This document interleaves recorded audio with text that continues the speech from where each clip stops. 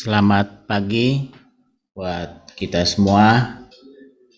Pagi hari ini kita mau belajar tentang hubungan lagi ya. Karena kita harus juga mau belajar bagaimana hubungan kita dengan teman kita, dengan ya siapa yang ada di sekitar kita ya. Coba kita buka firman-Nya ya.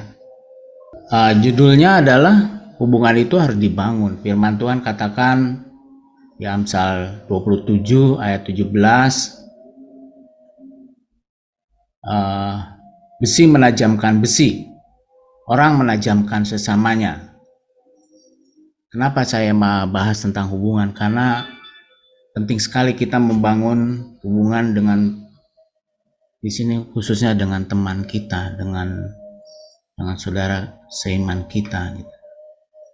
Kalau fine biasanya ya gampang saja ya. Tapi kalau ada masalah, bagaimana kita menyelesaikannya?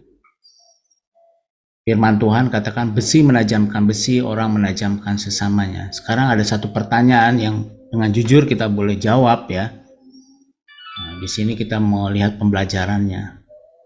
Dia coba pikirkan kapan saudara berselisih, paham, atau pendapat dengan kawan kita sehingga geger gitu ya. Sehingga terjadi perselisihan lah gitu ya. Jadi kesal, kecewa, dan marah. Tapi setelah itu kita mudah memaafkan dan tetap berkawan dengan dia. Ini contoh daripada kedewasaan. Nah, kita udah dewasa atau kayak masih anak-anak? Anak-anak aja saya lihat bertengkar tapi besoknya dia baik lagi. Tetapi kalau udah dewasa, aduh lamanya bukan main ya. Bahkan tidak terselesaikan. Kadang-kadang lama sekali selesainya. Bagaimana kata firman Tuhan? Nah, hari ini kita mau belajar bahwa hubungan itu nggak bisa terjadi begitu saja. Kita harus coba membangun satu dengan yang lain dengan baik. Itulah gereja Tuhan. Mari kita baca firman Tuhannya. Sekarang pertanyaannya adalah, siapa tubuh Kristus itu? Kalau kita lagi perjamuan, kita diminta untuk menyelesaikan dulu kalau ada masalah, karena perjamuan itu suci ya. Bahkan kadang-kadang orang tidak sanggup untuk membereskannya. Di 1 Korintus 12 ayat 12, 1 Korintus 12 ayat 20 sampai 21 berkata gini, karena seperti tubuh itu satu dan anggota-anggotanya banyak, dan segala anggota itu sekalipun banyak merupakan satu tubuh. Demikian pula Kristus. Memang ada banyak anggota tetapi hanya satu tubuh. Jadi mata tidak dapat berkata kepada tangan, aku tidak membutuhkan engkau.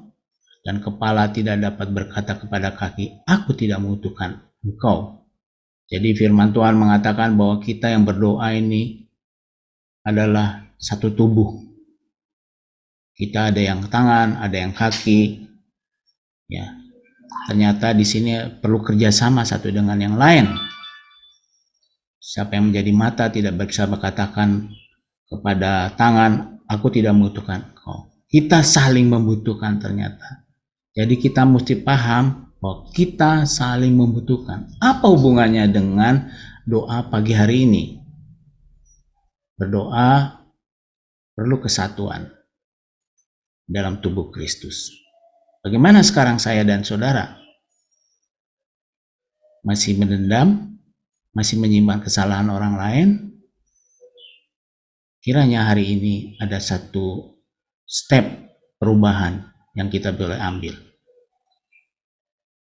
Saudara, firman Tuhan katakan orang percaya harus memelihara kesatuan. Jadi harus dilakukan atau dibangun. Dari kitanya aktif. Paling susah kalau dari kita biasanya untuk aktif. Tapi firman Tuhan katakan kita harus aktif. Karena kita harus memelihara kesatuan itu. Nggak bisa enggak. Kalau kita sama-sama memelihara kesatuan itu, wah luar biasa. Alkitab aja mengatakan iblis aja bersatu ya. Iblis tidak suka gereja Tuhan bersatu. Iblis tidak suka satelit-satelit saling bersatu. Tapi firman Tuhan dikatakan orang percaya harus melihara kesatuan. Karena apa saudara? Karena itu perintah Tuhan. Firman Tuhannya di Efesus 4 ayat 2 dan 3 berkata, hendaklah kamu selalu rendah hati, lemah lembut, dan sabar. Tunjukkanlah kasihmu dalam hal saling membantu. Dan berusahalah memelihara kesatuan roh oleh ikatan damai sejahtera.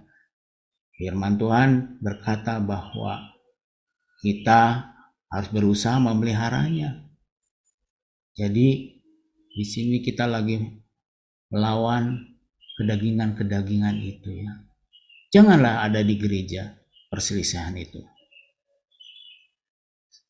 Saudaraku, firman Tuhan katakan kita ini satu dengan yang lain adalah keluarga Allah yang harus bersatu, di mana hubungan itu harus dibangun. Bagaimana rasanya di rumah kita kalau ada keluarga yang berseteru dengan kita? Nggak nyaman. Sama di dalam gereja juga. Saya mau berbicara hal ini adalah apa? Hubungan itu harus dibangun, harus kita kerjakan. Kitalah yang aktif. Firman Tuhan di Efesus 2 ayat 19 dan 20 berkata, demikianlah kamu bukan lagi orang asing dan pendatang, melainkan kawan sewarga dari orang-orang kudus dan anggota-anggota keluarga Allah, yang dibangun di atas dasar para rasul dan para nabi, dengan Kristus Yesus sebagai batu penjuru. Kita mungkin bisa berbeda pendapat, tapi firman Tuhan katakan kita adalah sewarga dari orang-orang kudus dan anggota-anggota keluarga Allah. Kalau ada roh Allah di sana, kita akan ada kesatuan yang luar biasa. Orang akan banyak melihat karena kita adalah keluarga Allah. Kebaikan-kebaikan kita akan dilihat oleh orang lain. Kita dikatakan karena kita murid-murid Kristus. Saudaraku, firman Tuhan katakan kita adalah bangunan Allah, tempat kediaman Allah. Artinya apa di sana? Harus ada kenyamanan. Kalau tidak nyaman, maka dia akan pindah ke tempat yang lebih nyaman. Firman Tuhan berkata Efesus 2 ayat 21 dan 22. Di dalam dia tumbuh seluruh bangunan rapi tersusun, menjadi bait Allah yang kudus di dalam Tuhan. Di dalam dia kamu juga turut dibangun menjadi tempat kediaman Allah di dalam roh. Kita punya status, kita adalah bangunan Allah. Harus kokoh, harus satu dengan lain tersusun rapi. Kita harus punya manajemen kesatuan di dalam Kristus Yesus.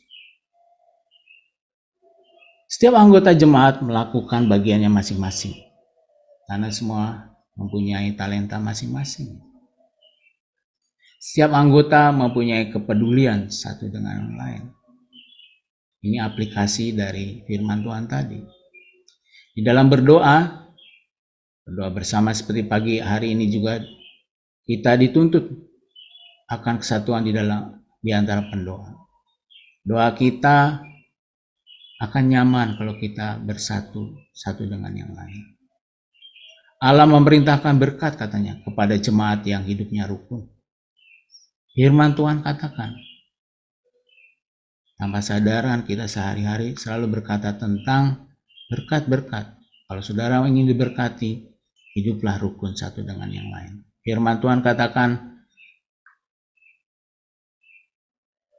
di Mazmur 133 ayat 1 sampai 3 berkata, nyanyian jarah Daud, sungguh alangkah baiknya dan indahnya apabila saudara-saudara diam bersama dengan rukun, seperti minyak yang baik di atas kepala meleleh ke janggut, yang meleleh ke janggut Harun dan ke leher jubahnya, seperti embun gunung Hermon yang turun ke atas gunung-gunung Sion. Sebab kesanalah Tuhan memerintahkan berkat, kehidupan untuk selama-lamanya. Mari saudaraku, kita langkahkan kaki kita untuk hidup satu dengan lain dengan rukun. Kesatuan di dalam Tuhan ternyata itu perintah Tuhan yang harus dibangun.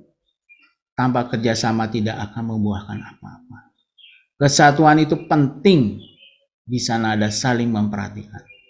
Gereja adalah milik Yesus Kristus. Itu bukan milik pribadi seseorang. Pahamkan kita semua. Kita adalah anggota-anggota tubuh Kristus yang saling bergandengan tangan, tersusun rapi. Mari saudara, sebelum kita berdoa, kita canangkan hidup kita. Pribadi lepas pribadi. Takut akan Tuhan ada di dalam gereja Tuhan. Kita sama-sama bergandengan tangan. Gereja kita akan kuat. Berkat Tuhan akan turun kepada kita yang rukun. Mari kita berdoa.